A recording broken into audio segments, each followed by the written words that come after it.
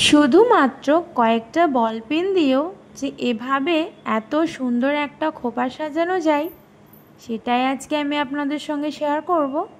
Hello সবাইকে, আশা করছি সবাই সুস্থ আছেন, আমিও অনেক ভালো আছি। চলুন তাহলে আজকের হেয়ার স্টাইলটা এখান থেকেই শুরু করছি। প্রথমে আমি আমার চুলের এক পাশের একটু অংশ নিয়ে একটা বিনুনি করে নিয়েছিলাম।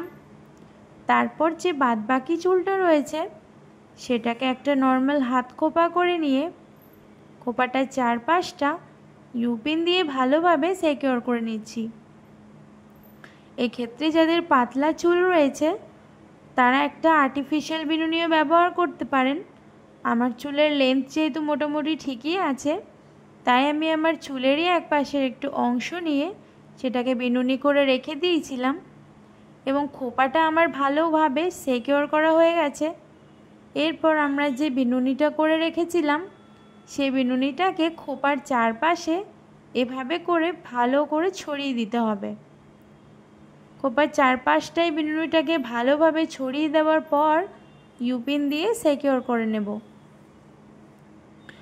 যাদের খোপাটা ইউপিন দিয়ে আটকে থাকে না তারা কি করবেন, খোপার চারপাশে 3টে ববি পিন দিয়ে ভালোভাবে আগে সেট করে নেবেন, তারপর সেটাকে ইউপিন দিয়ে সিকিউর করবেন।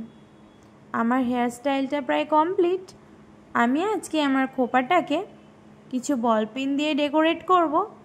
হেয়ার স্টাইলটা কেমন হয়েছে অবশ্যই কমেন্টে জানাতে ভুলবেন না। টাটা।